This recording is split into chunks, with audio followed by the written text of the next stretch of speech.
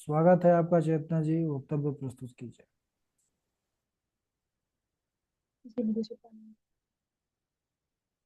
श्री गणेशाय नमः। ओम नमः शिवाय। ओम अस्मद्गुरुभ्यो नमः। अस्मद् परम गुरुभ्यो नमः। अस्मद् सर्वगुरुभ्यो नमः। श्री राधा कृष्णाभ्यां नमः। श्रीमते रामानुजाय नमः। लंबोदरं परम सुंदर एकदंतं पीतांबरं प्रियनयनं परम पवित्रम् उद्यादिवाकरनिभोज्वलकान्तिकान्तं विघ्नेश्वरं सकलविघ्नहरं नमामि। शरीरं स्वरूपं ततो वा फलत्रं यशश्चारुचित्रं धनं वीरतुल्यं मनश्चेन लग्नं श्रीगुरुरात्रिपद्मे ततः किं ततः किं ततः किं ततः किं नारायणं नमस्कृत्य नरं चैव नरोत्तमं देवीं सरस्वतीं व्यासं ततो जयमुदीरयेत्। जयतु देवो देवकी नन्दनोऽयं। जयतु कृष्णो वृष्णिवंशप्रदीप। जयतु मेघश्यामलः कोमलाङ्गः। जयतु पृथिवीभारनाशो मुकुन्दः।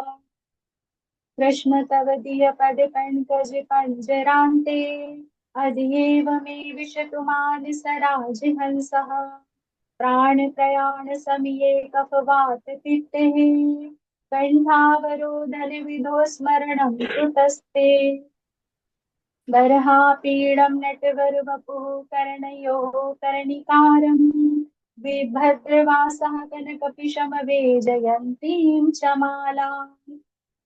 रन्ध्रान वेणुर्धर सुधिया पुर्यन गोपवृन्देः वृन्दारण्यमस्तवपदरमणं प्राविशद गीतकीर्तिः।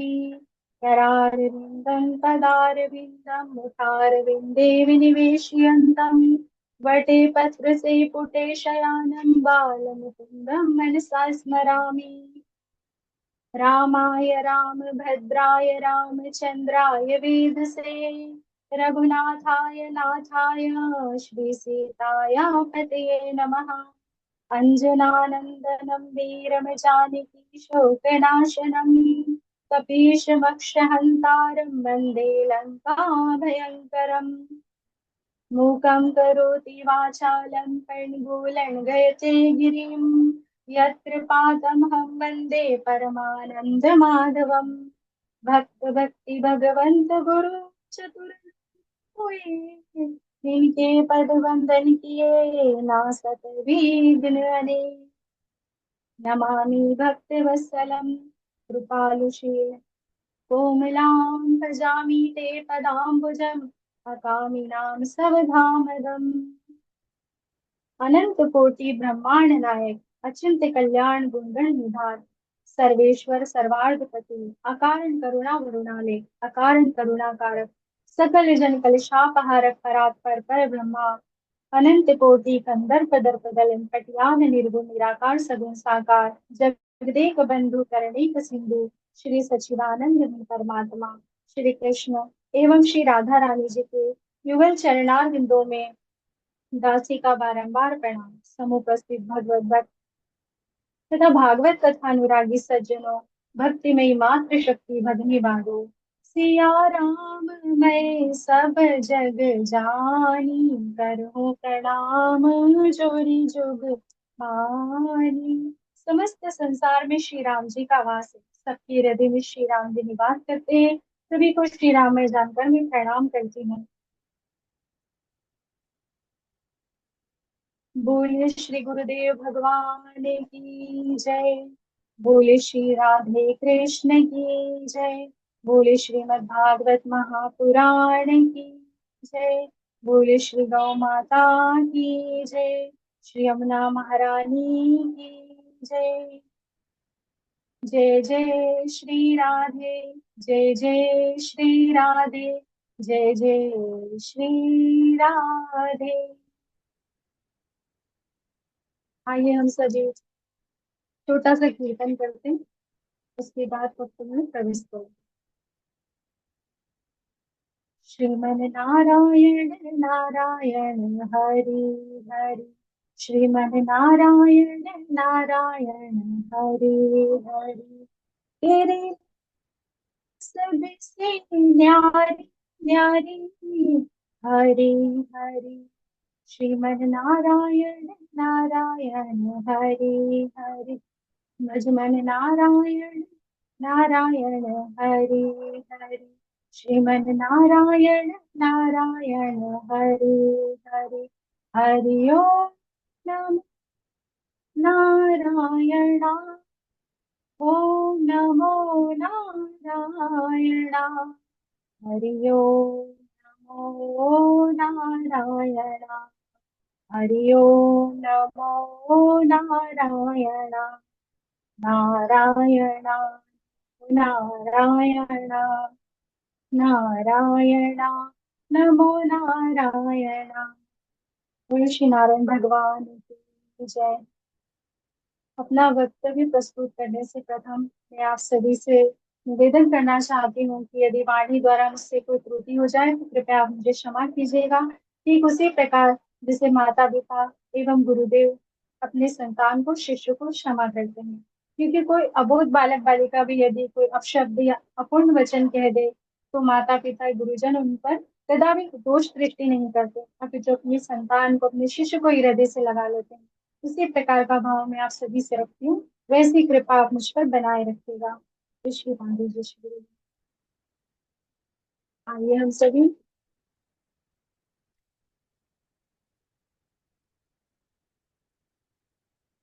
कथा यात्रा में प्रवेश करते हैं। सच्चिदानंद रूपाय विश्वोत्पत्त्यादि हेतवे तापत्रय विनाशाय श्री कृष्णाय वयं नमः।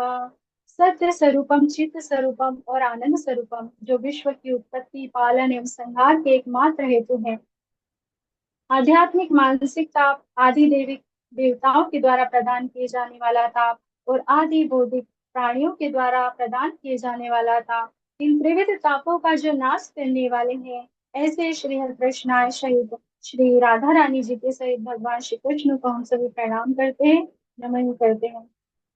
आज हम सभी भक्त, जो भगवान के श्री नारायण के परम प्रिय भक्त प्रहलाद हैं, उनके चरित्र का श्रवण करेंगे। भगवान के भक्तों की कथा जब हम श्रवण करते हैं तो हमारी भक्ति में वृद्धि होती है और भगवान हम पर प्रसन्न होते हैं। नारायण जी की भक्ति हमें प्राप्त होती है और भक्तों के जो चरित्र हम श्रवण करते हैं उससे हमारा परम कल्याण होता है, भक्तों का भी आशीर्वाद हम पर बना रहता है। तो आइए हम कथा में प्रवेश करते हैं। 7वें स्कंद को उति कहते हैं। इसमें 3 प्रकार के स्वभाव का वर्णन किया गया है, देव स्वभाव, मनुष्य स्वभाव और आसुरी स्वभाव। प्रारंभ के जो 5 अध्याय हैं उसमें देव, दैत्य, असुर स्वभाव का वर्णन किया गया है और मध्य के जो 5 अध्याय हैं उसमें देव स्वभाव का और अंतिम के 5 अध्यायों में मनुष्य स्वभाव का वर्णन किया गया है। समः प्रिय सुहृद ब्रह्मन् भूतानां भगवान् सव्यम् इन्द्रसयार्थे कथं दैत्यान् विदीत विषमो यथा। परीक्षित सुखदेव जी से प्रश्न करते हैं कि हे भगवान, भगवान तो समदर्शी हैं, फिर वे देवताओं का पक्ष लेकर असुरों का वध बार बार क्यों करते हैं। श्री सुखदेव जी कहते हैं, परीक्षित, तुम्हारा कथन सत्य है, भगवान स्वभावतः गुण से रहित है, परंतु जब भगवान को सत्वगुण की वृद्धि करनी होती है तब वे देवताओं का पक्ष ले तब वह देवताओं का पक्ष लेते हैं।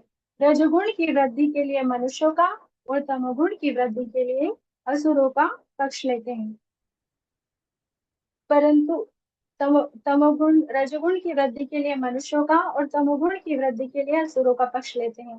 परंतु भगवान का जो भक्त होता है वह चाहे मनुष्य योनि में या दैत्य योनि में ही क्यों ना हो, भगवान सदैव उसका पक्ष लेते हैं।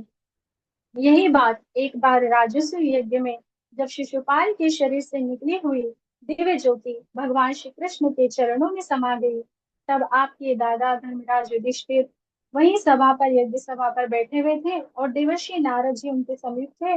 और उन्होंने उनसे पूछा कि देवर्षि, शिशुपाल तो भगवान से द्वेष करता था, परंतु इसे इस प्रकार की दिव्य गति कैसे प्राप्त हो गई?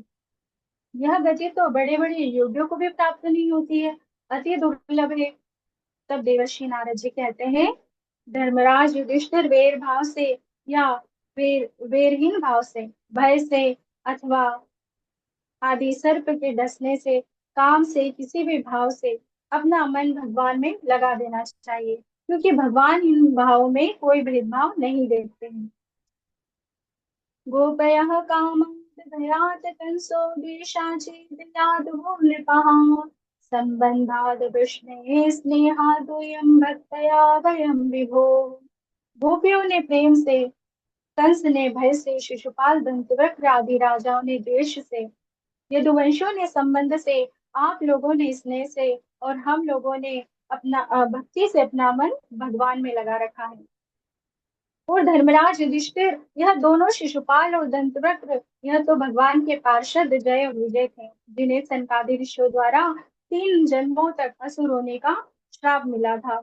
जब यह प्रथम जन्म में हिरण्याक्ष और हिरण्यकशिपु थे, तब भगवान ने 12 अवतार धारण करके हिरण्याक्ष का वध किया। तो हिरण्यकशिपु अत्यंत क्रोधित हो गया और उसने दैत्यों को आज्ञा दी कि जितने भी विष्णु के पक्षपाती देवता हैं, ऋषिगण हैं, मनुष्य हैं, उन सबको मार डालो। जहां पर यज्ञ आदि हो रहा हो, वेद का अध्यापन चल रहा हो, उस नगर को, उस गांव को आग लगा दो। इस प्रकार आज्ञा देकर हिरण्यकशिपु शक्ति प्राप्त करने के लिए मंदराचल पर्वत पर तपस्या करने के लिए आता है। और नेत्र बंद करके जैसे ही वहां पर ध्यान लगाता है, तो देवर्षि नारद जी वहां पर तोते का रूप धारण करके आते हैं और वहां पर नारायण नारायण का जाप करने लगते हैं, गान करने लगते हैं। और जैसे हिरण्यकश्यपु ये नारायण मंत्र की ध्वनि सुनता है, तो उसके ध्यान में विघ्न उत्पन्न होता है और वह विचार करता है कि मैं यह स्थान का परिवर्तन कर दूं। तत्पश्चात वो वहां से स्थान परिवर्तन करके जैसे ही दूसरे स्थान पर आता है और वहां पर भी जैसे ही ध्यान लगाता है, तो जो देवर्षि नारद जी हैं तोते का रूप धारण किए वहां पर प्रकट हो जाते हैं और वहां पर पुनः वह नारायण नारायण का जाप करने लगते हैं, गान करने लगते हैं। अब हिरण्यकश्यप को फिर से विघ्न उत्पन्न होने लगा। उसने विचार किया कि आज का तो मुहूर्त ही खराब है, आज का तो दिन ही खराब है, मैं कल से तपस्या करना प्रारंभ करूंगा। और ऐसा विचार करके वह अपने नगर में, अपने महल पर लौट आता है। अपने नगर में जैसे ही प्रवेश करता है, तो यहाँ पर देवी कायाधु को जैसे ही पता चलता है कि हिरण्यकशिपु लौट आए हैं, तो वह आश्चर्यचकित हो जाती हैं और उनके समीप आती है इतने शीघ्र और कहती है, महाराज, आप तो तपस्या करने के लिए गए थे, इतनी शीघ्र कैसे लौट आए? क्या आपकी तपस्या पूर्ण हो गई? तो उन्होंने कहा कि नहीं देवी, ऐसा हुआ था कि मैं जैसे ही ध्यान लगा रहा था, तो वहां पर एक तोता आया और वह तोता नारायण नारायण का जप कर रहा था। आज देवी कयाधु ने अनेकों बहाने से हिरण्यकशिपु से एक नारायण मंत्र की पूर्ण माला करा ली। हिरण्यकशिपु भी बार बार यही कह रहा था कि वह हमारे शत्रु नारायण का ही नाम ले रहा था। आज रात्रि में ही देवी कयाधु ने हिरण्यकशिपु के गर्भ को धारण किया है। और प्रातः काल हिरण्यकशिपु तपस्या करने के लिए पुनः चल पड़ा। अब देवताओं ने जब देखा कि हिरण्यकशिपु तपस्या करने के लिए गया है, तो समस्त देवताओं ने जो है वहां पर आक्रमण कर दिया, वहां पर नगर को घेर लिया। अब अनेकों देवताओं का जो है संहार कर दिया। इंद्र ने कयादु को बंदी बना लिया और उसे बलपूर्वक घसीटते हुए लेकर जा रहा था। उसी क्षण वहां पर देवर्षि नारद जी प्रकट हो गए और उन्होंने कहा कि देवराज, यह क्या अपराध कर रहे हो? यह गर्भवती स्त्री है। तो जो है देवराज इंद्र कहते हैं कि नारद जी, यह जो है इनके गर्भ में हिरण्यकशिपु का गर्भ विद्यमान है। जैसे हिरण्यकशिपु हमें सताता है, वैसे ही यह भी बड़ा होकर, उत्पन्न होकर हमें सताएगा। इसलिए इसके गर्भ को मैं समाप्त करके इसे मैं छोड़ दूंगा। अब जो देवर्षि नारद जी ने ऐसा सुना तो उन्होंने कहा कि देवराज इंद्र, इनके गर्भ में भगवान के प्रिय भक्त विद्यमान है, जिनके निर्मल यश का गान बड़े बड़े देवता ऋषिगण करेंगे। इंद्र इंद्र देव ने जब यह सुना तो वह प्रसन्न हो गए और उन्होंने देवी कयाधु से क्षमा याचना की, उनकी परिक्रमा की, तत्पश्चात वहां से प्रस्थान कर गए। अब जो देवर्षि नारद जी हैं, उन्होंने सोचा कि इन पर ये गर्भवती हैं, ऊपर से इनके पति भी यहाँ पर नहीं है, तो उन्होंने विचार किया और देवी से निवेदन किया कि देवी, मैं मेरी एक आश्रम है, कुटिया है, यदि आपको उचित लगे तो आप मेरे साथ चलिए, मैं भगवान नाम का कीर्तन करता हूँ, मुझसे जैसी सेवा बनेगी मैं आपकी करूंगा। और उनको पुत्री रूप में स्वीकार किया, पुत्री रूप में माना। कयाधु ने भी उनके जो निवेदन है उसे स्वीकार किया और उनके साथ आश्रम में आ गए। वहीं पर भगवान नाम का कीर्तन करते हुए, भगवान के नाम का जाप कीर्तन सुनते हुए जो भक्त प्रहलाद है, वे वहां पर बचपन से गर्भ से ही उन्हें संस्कार मिलने लगे। और जो भगवान है, भगवान की तो इतनी कृपा है कि जब भक्त प्रिय अपने जो भक्त थे वह गर्भ में थे, तभी उनकी सुरक्षा उन्होंने प्रारंभ कर दी और देवर्षि नारद जी को वहां पर स्वयं भेज दिया उनकी सेवा के लिए। तो भगवान की कृपा अपरंपार है। बोले श्री नारायण भगवान की जय। अब यहाँ पर जो भक्त प्रहलाद जी का जन्म भी होता है और वे आश्रम में रहकर नारद जी प्रथम उनके गुरु हुए हैं। उन्हीं से उन्होंने भगवान नाम का जो है कीर्तन शुरू किया है, प्रारंभ किया है। तो फिर यहाँ पर जो है दैत्यराज हिरण्यकशिपु मंदराचल पर्वत की कंदराओं में अपनी भुजाओं को ऊपर उठाए हुए आकाश की ओर देखता हुआ और अपने पैरों के अंगूठे के बल पर उपस्थित हो जाता है और इतने वर्षों तक तप किया है कि उनके शरीर में दीमक लग गई है और घास और बांस ऐसे उनके आसपास से उत्पन्न हुए हैं कि मानो उनके शरीर से ही वह निकल रहे हो, शरीर से ही उग रहे हो। और उसी प्रकार उनके जो तप की ज्वाला थी वह पूरे शरीर से होते हुए उनके मस्तक से बाहर पूरी त्रिलोकी में फैलने लगी। समस्त त्रिलोकी जलने लग गई। समस्त देवता हैं जो भयभीत होकर सत्यलोक में ब्रह्मा जी की शरण में गए और उनसे प्रार्थना की है कि हे प्रभु, ये त्रिलोकी में जो ये जलन हो रही है, जो संपूर्ण त्रिलोकी जल रही है, इससे हमारी रक्षा कीजिए। और साथ ही देवताओं ने ब्रह्मा जी से निवेदन किया है कि जो हिरण्यकश्यपु है, यह घोर तपस्या कर रहा है, प्रभु आप तो अंतर्यामी है, सब जानते हैं कि इसकी मंशा क्या है, ये चाहता क्या है। और यह समस्त देवताओं पर और आधिपत्य करना चाहता है और देवताओं की भांति रहना चाहता है, तो आप जो भी वरदान दे सोच विचार के दीजिएगा। अब यहाँ पर ब्रह्मा जी ने जैसे ही सुना है तो उन्होंने कहा है कि आप निश्चिंत रहो देवताओं, मैं शीघ्र जाता हूँ और तपस्या हिरण्यकश्यप की जो है वह पूर्ण करता हूँ, सफल करता हूँ। और ऐसा कहकर ब्रह्मा जी वहां पर जहाँ हिरण्यकश्यप तपस्या कर रहा था वहां पर आ जाते हैं। आने के पश्चात प्रसन्न हो जाते हैं, क्योंकि इतना कठोर, इतने वर्षों तक कठोर तप किया है उन्होंने। तो प्रसन्न हो जाते हैं ब्रह्मा जी और फिर वो कहते हैं, हिरण्यकश्यपु उठो, तुम्हारी तपस्या पूर्ण हुई, मैं तुम्हें वरदान देने के लिए आया हूँ। हिरण्यकश्यपु नेत्र नहीं खोल रहे थे क्योंकि तप में लीन थे वे।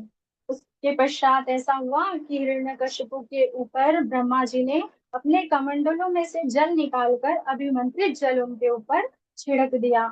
और जैसे ही उनके ऊपर वह जल छिड़का तो उनका जो तेज था वह दिव्य हो गया और सोने के समान उनकी अंग कांति चमकने लग गई। उनका जो शरीर था वह वृक्ष के समान दिव्य हो गया।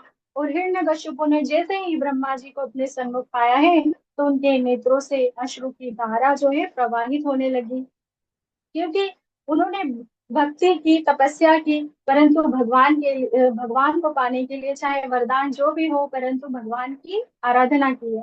तो उस आराधना के तप के प्रभाव से वे भगवान भगवान को पाते ही अश्रु जो उनके हैं वो प्रवाहित होने लगे। तत्पश्चात उन्होंने, हिरण्यकश्यपु ने ब्रह्मा जी के चरणों में प्रणाम किया है और उनसे वरदान मांगा। प्रथम तो उनसे अमरता का वरदान मांगा, परंतु ब्रह्मा जी ने उनसे कहा कि मैं तुम्हें यह अमरता का जो वरदान है यह नहीं दे सकता हूँ। तब हिरण्यकशिपु ने बड़ी ही चतुराई से वरदान मांगा है। यदि दास्यस्य भीमतानि वरान्मि वरदोत्तमम् भूते व्यसर्वशिष्टेभ्यो मृत्युर्मामुन्मं प्रभो नान्तर्ब्रहि दिवानक्तमन्य समाधिपि चायुधे न भूमो नाम्बरे मृत्युर्ना नरे न मृगेरपि। यदि आप मुझे वरदान देना चाहते हैं तो ऐसा वरदान दीजिए कि आपके द्वारा रचे हुए किसी भी प्राणी से मेरी मृत्यु ना हो। मैं ना भीतर मरूं ना बाहर मरूं, ना अस्त्र से मरूं ना शस्त्र से मरूं, ना दिन में मरूं ना रात्रि में मरूं, ना पृथ्वी में ना आकाश में, ना मनुष्य से ना ही पशु से। ब्रह्मा जी ने जब इन वरदानों को सुना है तो आश्चर्यचकित हो गए हैं और उन्होंने भगवान का स्मरण किया है। तत्पश्चात हिरण्यकशिपु से कहा है कि हिरण्यकशिपु, यह वरदान जो तुमने मांगा है यह अत्यंत दुर्लभ है, तथापि यह वरदान को मैं तुम्हें प्रदान करता हूँ। ऐसा कहकर ब्रह्मा जी चले गए हैं और वरदान प्राप्त करके हिरण्यकश्यपति मतवाला हो गया है और आनंदित होकर प्रसन्नचित होकर संपूर्ण जो है पूरी भूमि पर सब दूर विचरण करने लगा है, देवताओं को भी त्रास देने लगा है। उसने दसों दिशाओं पर विजय प्राप्त कर ली है। देवता असुर मनुष्य सबको अपने वश में कर लिया, स्वर्ग में बैठकर राज करने लगा है और इंद्र को तो अपना सेवक ही बना लिया है। और वरुण देवता से जल मंगवाता है, अग्नि देवता से भोजन पकवाता है और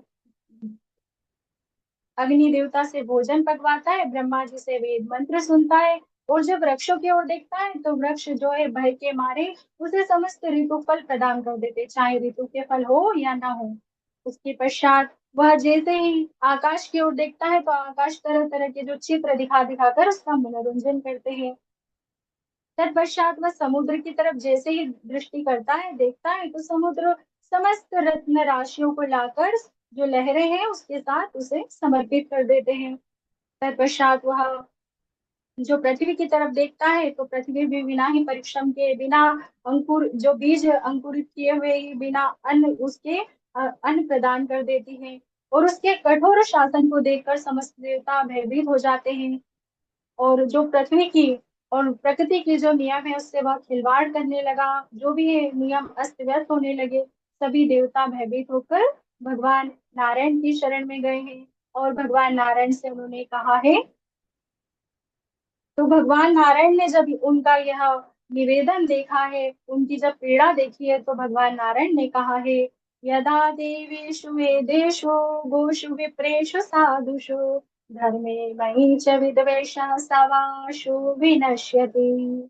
देवताओं, जब कोई प्राणी देवता वेद गाय ब्राह्मण साधु धर्म और मुझसे द्वेष करता है तो वह शीघ्र ही नष्ट हो जाता है। और हिरण्यकशिपु अपने परम शांत प्रिय मेरे परम भक्त जो भक्त हैं प्रहलाद, उनसे द्वेष करेगा द्रोह करेगा तो वह ब्रह्मा जी के द्वारा चाहे उनका कितना भी तप बल हो, कितनी भी उनकी शक्ति संपन्न हो, फिर भी मैं उनका वध अवश्य करूंगा।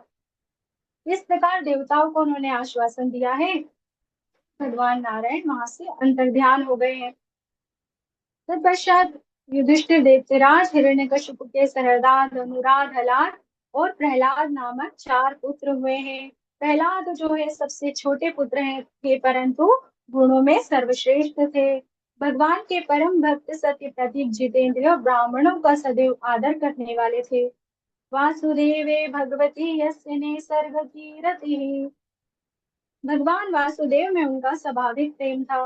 बचपन से ही वे खेलकूद की जो सामग्री है उसे छोड़कर और भगवान के ध्यान में लगे रहते थे, भगवान का ध्यान करते थे। कभी रोते थे, कभी हंसने लग जाते थे, कभी नाचने लग जाते थे। भक्तों का तो यही स्वभाव होता है, कभी वह आनंदित हो जाते हैं तो कभी अश्रु प्रवाहित करते हैं। अब हिरण्यकश्यपु के सानिध्य में प्रहलाद जी थे। अब प्रहलाद जी जब थोड़े बड़े हुए तो उन्होंने उन्हें गुरुकुल में भेज दिया है। तो गुरुकुल और गुरुदेव हमारे जो देवता जब आए हैं तो उनके लिए भी हुए हैं, उनके भी गुरु हुए हैं। और जो भक्त आए हैं उनके लिए भी गुरु और गुरुकुल हुए हैं। और श्री गुरुदेव जी की कृपा से हमें भी घर बैठे गुरुदेव और गुरुकुल प्राप्त हुआ है। कोटि कोटि प्रणाम है। तत्पश्चात यहाँ पर जो हिरण्यकशिपु ने विद्या अध्ययन करने के लिए गुरुकुल में जब भेजा है, तो वहां पर गुरुदेव शुक्राचार्य के पुत्र संड और अमर प्रहलाद जी के जो गुरु हुए हैं, और जो भी उनके गुरुदेव उन्हें पढ़ाते हैं वह तुरंत उन्हें सुना देते हैं। प्रहलाद जी की इस प्रतिज्ञा को देखकर पुरस्कार के लोभ से संडामर्क प्रहलाद को एक दिन महाराज हिरण्यकशिपु के समीप ले आए, और हिरण्यकशिपु के चरणों में प्रहलाद जी ने प्रणाम किया है।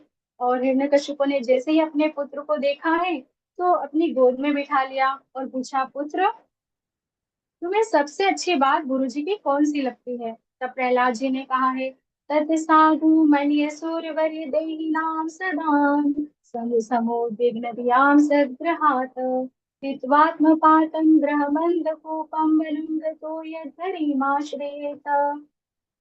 पिताजी, संसारी प्राणी में मेरेपन के असत आग्रह में फंसकर सदा उद्विग्न रहते हैं। इन प्राणियों के लिए तो मैं यही उचित समझता हूँ कि अपने घर गृहस्थी के जो कार्य है उन्हें छोड़कर वन की ओर चले जाएं और भगवान नारायण की शरण ग्रहण कर ले। हिरण्यकशिपु ने जैसे ही नारायण का नाम सुना है, तो जोर से हंसा है और कहा, संडामर्क, तुमने ये क्या शिक्षा दी है? कहीं तुम्हारे ना रहने पर पीछे से देवर्षि नारद जी तो नहीं आते? तू ध्यान से बालक को शिक्षा दो, जिससे इसकी बुद्धि पुनः न बहकने पाए। संडामर्क जो है कांपते हुए वहां से प्रहलाद को अपने गुरुकुल ले आए हैं, और उनसे पूछा है, प्रहलाद, तेरी इस प्रकार की उल्टी बुद्धि कैसे हो गई? तू नारायण को कैसे जानता है? तब प्रहलाद जी ने कहा है कि गुरुजी, जैसे लोहा चुंबक के समीप स्वतः खींचा चला जाता है, उसी प्रकार मेरा मन भी भगवान नारायण की ओर बलपूर्वक खींच गया है। प्रहलाद ने जब इस प्रकार कहा है, तो गुरु संडामर्क ने बहुत डांट लगाई है, और अर्थ काम की और अपने दैत्य गुरुकुल की जो परंपरा की जो शिक्षा है, उसकी शिक्षा देने लगे हैं, अर्थ काम की शिक्षा देने लगे हैं। एक दिन प्रहलाद जी का जन्मदिन था।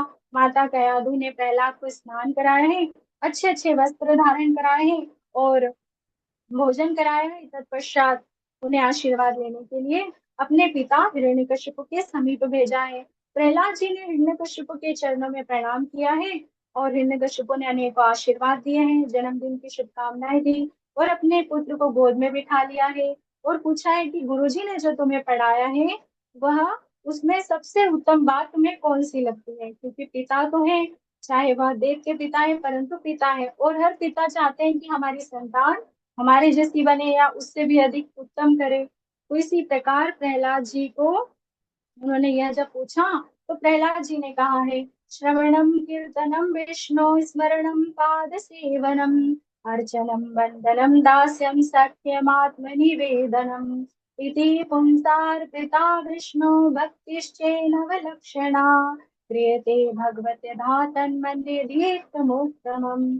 पिताजी, सदा भगवान की कथा का श्रवण करना, उनके नामों का कीर्तन करना, पूजा करना, चरण सेवा करना, वंदना करना, उनके प्रति दासता से और अपना सत्यव्रत, अपना सर्वस्व, सब सब कुछ भगवान श्री नारायण जी के चरणों में समर्पित कर देना, भगवान की इस प्रकार की नवदा भक्ति को ही मैं सर्वश्रेष्ठ समझता हूँ। इसी प्रकार जब उन्होंने यह वचन कहा है, तो हिरण्यकशिपु अत्यंत क्रोधित हो गया है, और गुरु पुत्रों से कहा है कि तुमने मेरे इस बालक को कैसी निसार शिक्षा दी है, मैं तुम्हें अभी दंड देता हूँ। तब गुरुपुत्रों ने थर थर कांपते हुए कहा है, न मत प्रणीतम न पर प्रणीतम सुतो वदेत शतमेन्द्र शत्रो निसर्गज्ञ मतिरस्य राजन न्यच्छमन्युम तददा समानः। महाराज, इसे यह शिक्षा हमने नहीं दी है, यह तो इसकी गर्भजात जन्मजात बुद्धि है, इसलिए आप हमें क्षमा कीजिए। हिरण्यकशिपु ने प्रहलाद से कहा कि जब तुझे यह शिक्षा गुरुपुत्रों से प्राप्त नहीं हुई है, तो कहाँ से प्राप्त हुई है?